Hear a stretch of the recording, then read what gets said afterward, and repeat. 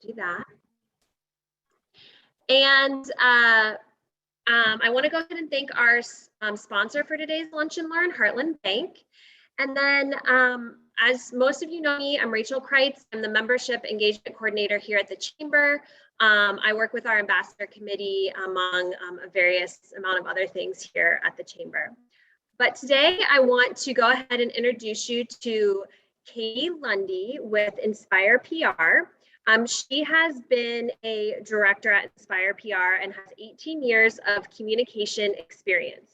She is a seasoned professional specializing in media strategy, product management, media training, crisis communications, support, and video production. I will let Katie add to that as she sees fit and tell us a little bit more about Inspire. We're also very fortunate to have her as part of our Leadership Westerville board. So she is an involved member here as well. So Katie, I'm going to go ahead and let you take it from there. Tell us more and get us going. All right, wonderful. Well, thank you so much, Rachel, for having me. I was happy to do this and have a chance to talk with all of you all about how we can help elevate you as thought leaders within your particular industries. As Rachel mentioned, I am a director at Inspire PR Group. I've been here for a little over 5 years now. Before that, I was at Tourism Ohio at the state. And before that, I was a reporter and anchor for about 10 years before I made the switch to the dark side of PR, or the light side, however you want to look at it. But I really want to make sure that this is an engaging experience today. So I'm going to ask at certain times where you might unmute. I also would love for you guys to jot down a few notes as well. So if you have a piece of paper in front of you, we're going to do some interactive stuff too in the amount of time that we have together, which I know is limited. So we'll go ahead and jump in here. So I'm sure all of us kind of have a similar work day in terms of we're checking emails, we're attending meetings, we're talking about with our colleagues on how we can do the best work for our companies and elevate our companies and organizations. But are we really taking the time to elevate ourselves as thought leaders in our industry and showing our value, not just within the industry, but to those outside of the industry? So, you know, you're all Westerville leaders, right? We're all here because we are highly engaged within the community. We have many years of expertise and knowledge that we have acquired over our careers. And that's knowledge that's worth sharing with others. And you might say, well, why does it matter? Why do I have to put myself out there? That's not really my comfort zone. Well, it matters because it not only provides opportunities for you, it provides opportunities for your business as well. So it's really a win-win for everyone when you start sharing that thought leadership. And that's, I know, an industry buzzword, right? We hear thought leadership, but what does that really mean? Well, whether you're working at Nationwide Children's Hospital, I know we have some folks from there, and you're in the medical field, or you're at Heartland Bank, or you're in the nonprofit space at the Columbus Foundation, you've developed that niche expertise that is really worth sharing. And it is not just about, elevating your own company. It's about elevating yourself and your own personal brand. But to kind of start the conversation of personal branding, we kind of need to take a step back and look at what a brand is, right? So these are just some examples of some corporate brands that you're most likely familiar with, at least I'd hope so, being here in Columbus too with Wendy's. So I would just ask you if you could unmute yourself or even put in the chat, which I'm not sure if I have access to, but Rachel, you would be able to see it, what you think of when you think of these various brands. What do we think of when we think of Facebook? What comes to mind?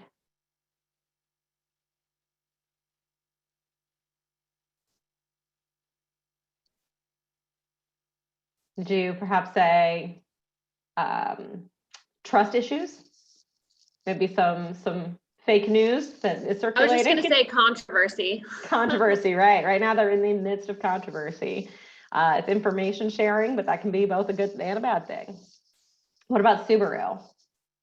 What do we think of when we think of Subaru? Oh, here's the chat. Can you see it, Katie? Yep, I got it. So we see reliable, we see safety, right? Because we see those commercials, and they're not just saying that they have safe cars. They're telling you all about how they have, they're seeing the little girl grow up, and she goes off to college in her Subaru, and it really pulls at the heartstrings, right?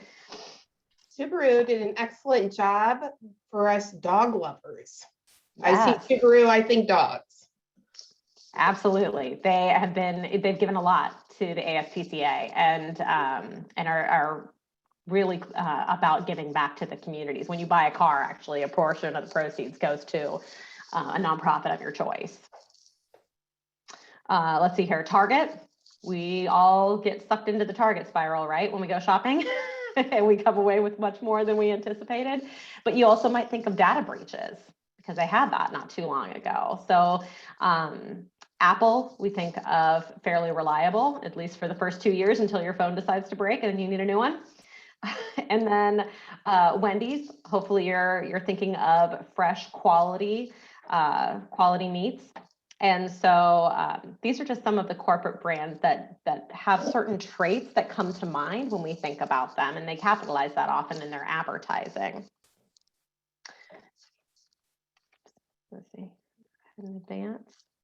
So what is a personal brand?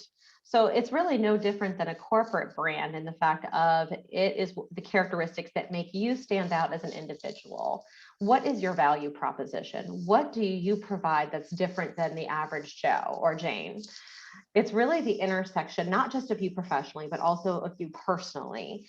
That expertise, the business acumen, maybe in things that you were involved with outside of work, and charities that you're engaged in, or organizations. As Rachel mentioned, I'm part of Leadership Westerville because it's important to me to give back to my community, right? So making sure that all of that kind of comes together in telling that personal brand. It's really not an option to have a personal brand. I'm sure you probably have known people throughout your careers that probably didn't have great personal brands, kind of the troublemaker of the office, right? Everybody has one. It's just really what it is up to you. So these are just some characteristics of value propositions that might apply to you. Are you somebody who stays calm under pressure and provides sound counsel? Are you somebody who's really strategic and can think 10 steps ahead? Are you somebody who's really creative and can think of visual ways to tell stories? Are you really that point person in your organization who's looking at industry trends and sharing that with others? Are you really hyper-focused on analytics and measurement? Is that an area where you excel? Or perhaps you're just simply an outgoing individual who's really good at making authentic connections and networking. That's part of your personal brand. Again, it's not just the knowledge we've acquired, it's who we are at the core.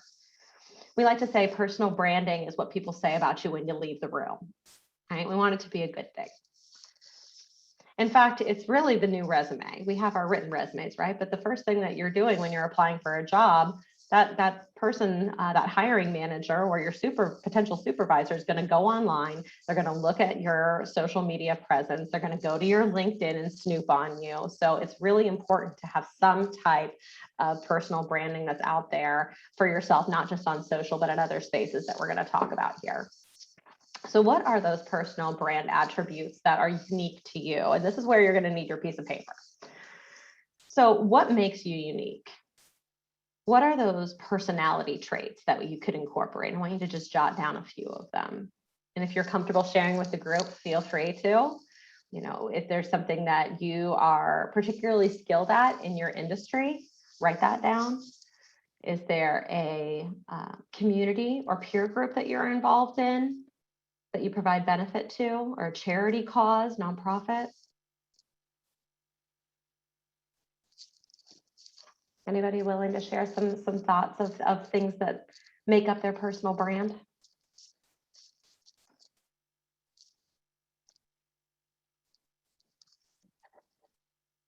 You can put it in the chat too, that might be easier.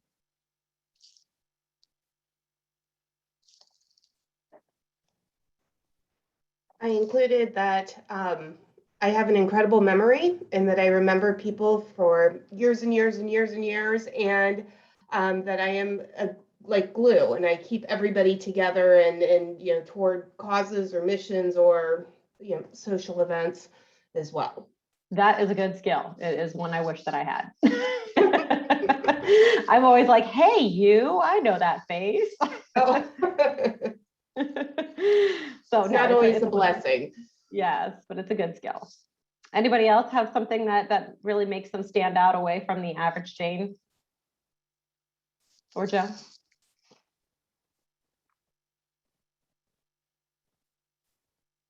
Rachel, I'm gonna pick on you a little bit.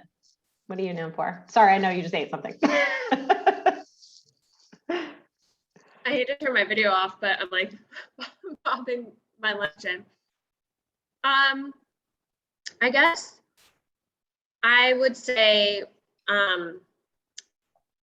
I don't know if it's special, but I'm generally a personable person. You know, I'm good at if somebody seems flustered or upset about something, I can kind of take things down a notch and say, okay, let's look at it like this and move forward. So okay, so you're the calm maybe in the not the storm. fire put outer, but that maybe, you know, kind of leveling people out when things seem crazy.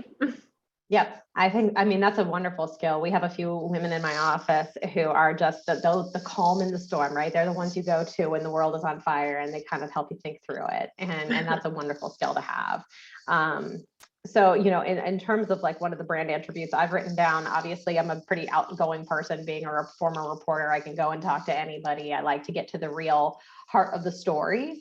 I also have the video background of shooting my own stories. So all of that kind of came into play when I came to Inspire, because I was able to bring that to our clients and be able to interview and shoot meaningful stories for social media and start marrying those two worlds together. So that's a good example of a brand attribute for me personally and professionally that can benefit you in your careers. So really the focus here though is authenticity. You have to be authentic to who you are. I have Ellen DeGeneres in here as a good example, right? She was the queen of nice. Everybody, when you think Ellen DeGeneres, you think super sweet, right? Well, some of the people that worked for her had a different thought, and they were very vocal about that, right or wrong, and that did brand damage to her. So you really have to be able to deliver on that brand promise. You can't say that you are amazing networking and then you go to an event and you're, you know, a wallflower, right? It doesn't match with what you're putting out there. So you really have to be cognizant of fulfilling that brand at all times and kind of just leaning into those skills that set you apart from others. Because certainly if we don't define our own brands and our own narratives, right, other people are going to happily do it for us, and they may not tell folks the things that we want them to tell them. So now that we've kind of identified what some of those brand traits are that we have and what makes us unique, how do we cultivate the personal brand? How do we put ourselves out there? There's several different ways that you can do that. Do you have a website? It doesn't have to be a personal website. It could be your company's website. It could be an opportunity for you to share blog content on that website. Do you have social media in terms of professionally? Sometimes people will have a personal and a professional Facebook page. More and more, though, we are seeing people marrying the two together because our personal brand is both, right? It's both who we are as well as what we do. There's Twitter, there's Pinterest, there's Instagram, but you don't have to be everywhere, and that can seem a little overwhelming that you don't want to play in all those spaces. You want to necessarily think about who the audience is that you're trying to reach, and then where are they, and that's where you should go. That's where you should engage. If your main audience is on LinkedIn and they're sharing relevant articles for your industry, then you need to be on LinkedIn and commenting on those articles and sharing articles and generating your own content. LinkedIn is an amazing space for that, and it's growing. Is there an e-newsletter for your company or organization that you could contribute to? Any other online or digital tools that are out there that you might be able to utilize? Some of that might be a personal website, depending on if you, for instance, are a creative graphic designer, that might be a good place for you to showcase some of your work. So we started process, right, by writing down some of the brand characteristics that are unique to us. But then what do we do with that? Well, that's really where visibility is key. Are you getting out there? Are you being seen? Go out and volunteer for something that you care about. Don't just do it as a resume builder. Make sure it's a cause that you truly care about, because that speaks back to the authenticity factor. Look for speaking engagements. There are always organizations that need speakers, whether it be the Westerville Chamber, right? Rachel's raising her hand. Columbus Metropolitan Club, always looking for speakers. The other chambers in other communities, the Ohio Chamber, Columbus Chamber, Rotary groups, you know, and I think actually too that Columbus Young Professionals also has some speaking opportunities, And Get Dot in Columbus also has some speaking opportunities. So look for ways that you can share that knowledge and that expertise with other professionals. Take the time to network. And I know it's not so easy during, COVID, but hopefully, knock on wood, we're getting to the end of that. And then we might be able to do more in-person opportunities, because there's really no substituting. Virtual is all fine and good, but we all wish that we were in person and making those connections. And look for opportunities to author as well.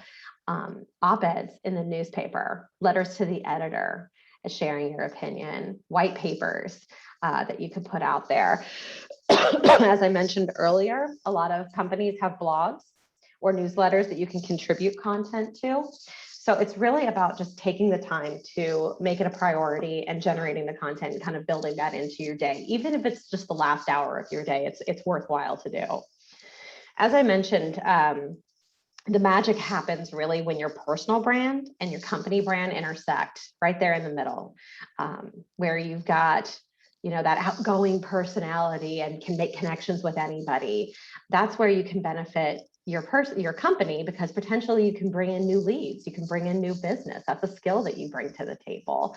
As I mentioned, I had that background in TV news with video, with my interview skills. I like to think of myself as the Katie Couric of PR. So I like to do that with my clients and interviewing them and sharing that on social media. So that's really where the magic happens, where we elevate our company. At the end of the day, that's what we want to do, both elevating ourselves and our companies. So as I mentioned, the bigger the overlap between that personal and professional brand, the easier that brand building for both becomes. So just kind of keeping in mind that it takes all of it playing together to move the needle. So this is just a few examples of groups where you could grow your brand. Groups like this, as we mentioned earlier, other civic groups or business trade organizations, volunteer activities, even potentially schools, your church, alumni organizations for your college. Sometimes Columbus State is looking for opportunities for adjunct professors that you could be engaging in. So looking, just kind of identify where your target audience is and identify a few. Again, you don't have to be everywhere, but some of those key speaking roles that might be beneficial to you. So how does digital fit into this?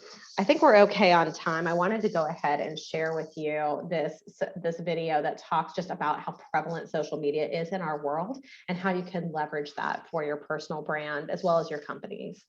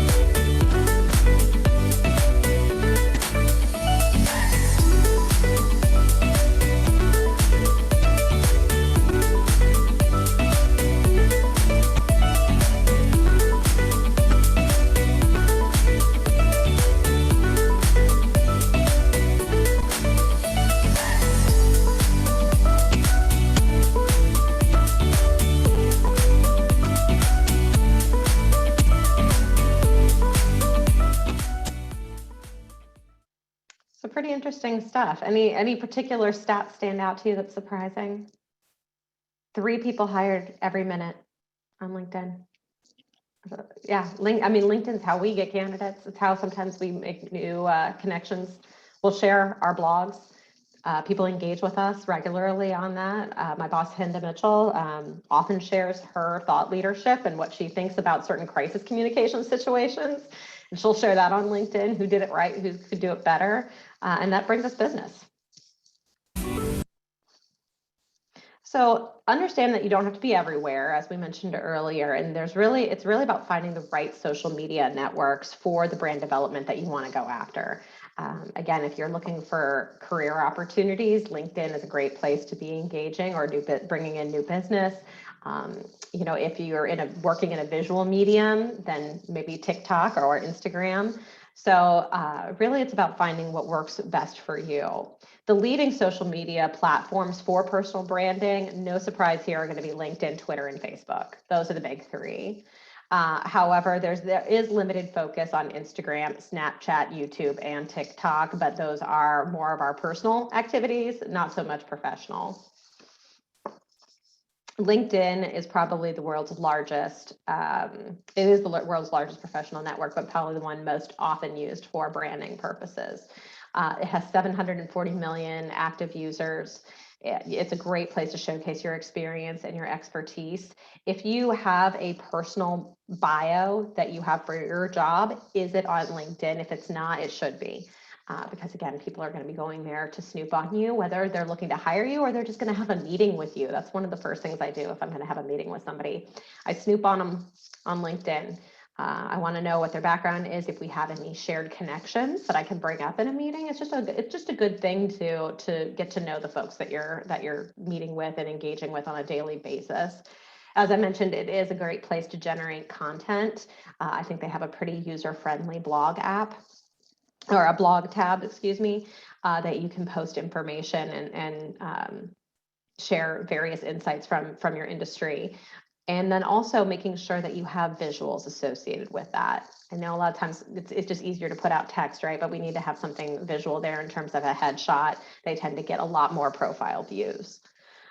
For Twitter, it's actually decreasing, 206 million active users. Last time I gave this presentation, it was at 330 million. So it is decreasing a little bit in terms of active users, but still a very valuable tool because it's quick. It's happening in real time. We're constantly seeing information and commenting and engaging with others on the news of the day, right? That's where we go. But I think an important point on this is that you want to use hashtags to make sure that your information and the content that you're putting out there is seen, not just hashtags that you're making up in your head. They actually need to be trending. That's really where they're the most useful. And it's not just about pushing information out there. It is about engaging in the conversation. We like to follow the 75-25% rule. 75% listening and responding, 25% generating new content that's out there. So again, it's that difference between making noise versus having a conversation. Facebook, as I mentioned, business and personal profiles are merging. And that's the trend that we continue to see as long as you are comfortable with putting that information out there. Right now it's at 2.89 billion monthly active users, and that is growing. You get about 6 new profiles created every second. And it's a great opportunity to share articles that you're mentioned in, always putting that on Facebook, opportunities where you're speaking. Make sure that you have somebody taking a picture, taking a video, and post that on your social media. It'll start to build that awareness that's something that you can provide, a skill that you can offer. The other platforms I'll just touch on briefly here with Instagram. There are about 1 billion active users right now. It's a great place to share pictures and video. Snapchat is definitely growing at 293 million active users. And man, are we absorbing video content left and right. This is one of the big reasons I wanted to bring video to Inspire, because that's just how we're absorbing information today. 14 billion daily video views on Snapchat. YouTube, it's 500 hours of video uploaded every minute, 1 billion hours watched per day. That is a lot of video content. Facebook is getting in on it. Instagram, I mean, they're all pushing video content, and their algorithms are looking for those videos that they can promote. So it's not just social media. In terms of having an online presence, have you Googled yourself lately? Where are you? Are you in articles? Is it positive or negative? You know, what's out there? I think back when I was a reporter and there were videos of me playing Frisbee golf on a golf course. I don't know why, but someone took a video of me playing Frisbee golf and it was out there for a while. There was also, you know, rankings, who was the best looking reporter. And I mean, I was kind of middle of the road, but I did all right. But that's kind of just a good idea to know what's out there about you, know what's being said. For blogging, you know, as I mentioned, this is a great tool. Some people develop their own blogs, but if you have a company one, consider providing regular content to that.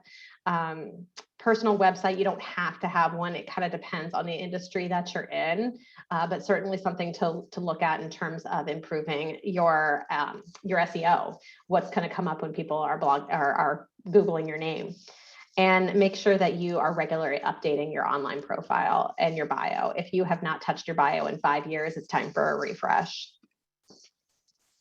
So make sure that you have a plan when you're creating digital content. It takes time to do it, and finding out where your audiences are, and look to those who have done it well, and kind of have those mentors, and keep an eye on what they're doing and see how they're engaging, and kind of follow those best practices. Really, the content is king. So you want to make sure that you're providing content that matches the platform in which you're engaging. So for instance, if you're you know, utilizing Twitter or Pinterest or Instagram, that's going to be a lot of photo heavy. Graphics and text play really well on Twitter and LinkedIn. Some of those infographics, that would be a great place for those. And video is, of course, going to be living more on YouTube, Facebook, Instagram, Snapchat, and even on Twitter, so shorter form videos. So really go in with some goals in mind. What are you trying to do? Are you trying to get a job? Are you trying to bring in a new business? Are you trying to hire folks? So what are the goals? What's the purpose? Because you really have to have a purpose for going in and engaging. And as I mentioned, you know, it's both personal and professional in terms of the benefits of personal branding. Set clear expectations. It's going to take some time. Those folks that you're engaging with may not respond immediately overnight to your brand. It's kind of that feeding the beast every single day, posting. And it doesn't have to be a bazillion times a day. In fact, you don't want to be doing that. It needs to be thoughtful. Share something when it's worth sharing, engage with somebody when it's worth engaging. Paying attention to what social media networks your audience are using most often. If you're trying to reach a crowd that's 30 and older, 40 and older, don't bother being on Snapchat. That's not where the crowd is. So making sure that we're speaking to that right audience. And look for opportunities to newsjack. It's a phrase we use often in the PR term. It's newsjacking, right? What's happening? What are people talking about? What's going on in the healthcare world right now that you could feed in and share your expertise? Okay, you've got an opinion on it. Where do you put it? Put it in a blog, put it on LinkedIn, do a vlog sometimes. You see people that are blogging more and more. Share a relevant article, write a letter to the editor or an op-ed and submit that to the Columbus Dispatch. Or even, you know, letters to the editor. I believe they have those in This Week News as well. So just some quick tips for success here.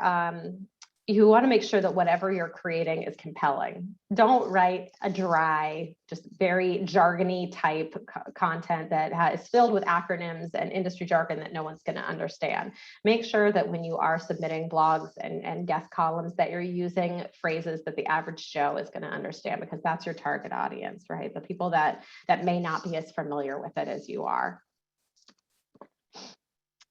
Feed the beast. Once you create it, you have to feed it, right? So you can't just necessarily have a LinkedIn page and then never engage, or a Facebook page and never post.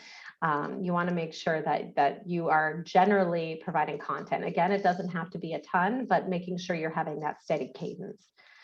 Be nimble and be flexible. Be willing to shift gears if you need to, and make sure you're picking the right usernames. I think that goes with unsaid here, but making sure that it's a professional name and not something inappropriate. I'm sure everyone here has no problem with that. And as I mentioned earlier, making sure that you're engaging in the conversation and you're listening. You want to avoid pushing. It's really the difference between the networking versus shouting. Because if you're just shouting and putting information in there and no one's listening or engaging, it's really, it can have blowback to you actually. So be thoughtful in what you're putting out there and how you're engaging. There is such a thing as overexposure. You all know the person that's posting 5 times a day to Facebook, right? You want to block them because they're annoying. So you want to make sure that you're not overdoing it. Sharing your expertise versus ego. This is a fine line because sometimes you see the people that are always like, I'm speaking here, I'm networking here, and it can be kind of obnoxious, right? And they're just being like, look at me, woo. But it's really about sharing the expertise. Why does it matter? Why is it important that you're talking to that group? Why is it important that you share this article that people need to see to be aware of a certain situation? Keep that in mind as you're thinking about how you're posting and the content of that post. Be mindful that one false move can make or break you. I mean, we've seen that with the Me Too movement, right? Where people have put something out there that has offended folks. You know, with social injustices, people that have posted things that have been racially insensitive. So be cognizant of what you're sharing and those opinions that can be controversial. If your gut's telling you, maybe I shouldn't post this, this might be too divisive, listen to that gut. Recognize that it does take time. You want to be brand resilient. Look for mentors and model their best practices for sure, because at the end of the day, you have to remember that you have something worth sharing, and no one really else is as much of an expert on you as you. So it's up to you to put your information out there and to put yourself out there. And it's really about being confident, knowing that you have something valuable to share.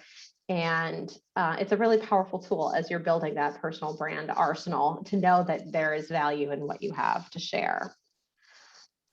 So getting started here, you know, I know we started a little bit of this today, but take some time to take a personal assessment of your skills, your expertise, your passions, all the things that make you you personally, professionally. What is your personal mission and vision for yourself? Keep those goals in mind of where you're trying to get to. Are you trying to advance just within your organization and get that promotion? Personal branding can help you get there. Define those stakeholders. Who are you trying to reach? Are you trying to reach potential clients? Are you trying to reach potential employers? Are you trying to reach others in your industry just as a means of sharing information that might be beneficial to them and thinking about the bigger picture? It's not necessarily about us, it's about elevating our industries. Oops. Jumped the gun there. I think the first step too is just take the time to just audit your online presence. Google yourself, see what's out there about you. Where are there opportunities that need to be updated? Does your LinkedIn bio need to be updated? Does your bio in general on your company website need to be updated? Think about the content that you want to provide and where you want to provide it. Again, that might be those speaking engagements. It might be written content for a media outlet. It might be a personal blog or a company blog. So it can seem overwhelming because there's so many different places that you can engage. But we always say, how do you eat the elephant? One bite at a time, right? You know, it seems overwhelming, but just take it step by step. Maybe start with some written content or some social media posts and grow from there. It also depends on your comfort level. If you're not really a big public speaker, then maybe written content is the way to go for you. So it really just depends on your individual skills and expertise and your comfort level. And take the time to monitor your brand once you get out there. What are people saying in response to what you're posting and putting out there? Are you seeing some good engagement, or is it falling on deaf ears? Are you getting too technical? Do you need to kind of simplify things a little bit and you not go too heavy into that industry jargon? So making sure that you're kind of monitoring that brand along the way and making course corrections as you need to will help improve the brand as you develop it. with that, I wanted to make sure that we left time for some questions, and I'm happy to answer any questions that you have on your personal branding. I'd love to hear how you right now are putting thought leadership out there in the world, and maybe ways that we could help improve that.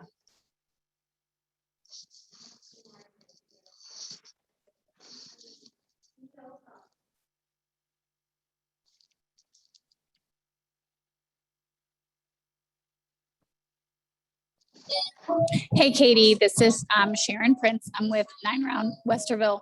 So I wanted to say thank you because I'm actually new to my industry. So I've only been with my company or been with this franchise since December.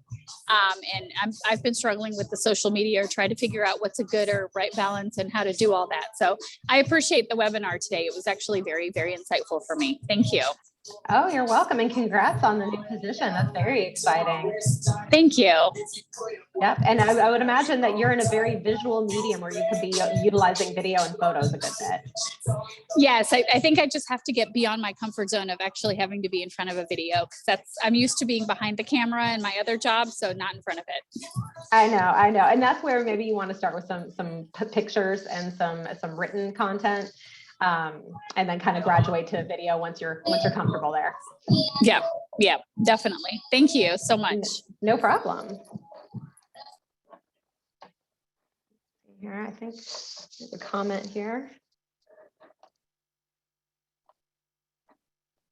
Oh, you're very welcome, Lori.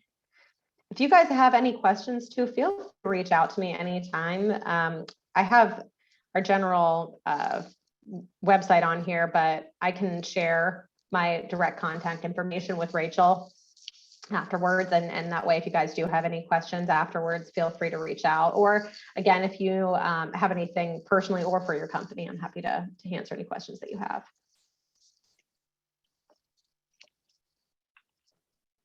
Yes, I can definitely get your contact information to everybody with a follow-up email for sure. Okay, great. Well, it sounds like you guys hopefully got some good information out of this, and you get about 15 minutes back in your day. That's always a good thing. That is a good thing. Kate, thank you so much for your time this afternoon. And like I said, I'll share your contact with everyone that's registered today. So even those that aren't on here, maybe they'll want to reach out to you too. But thank you guys for joining us.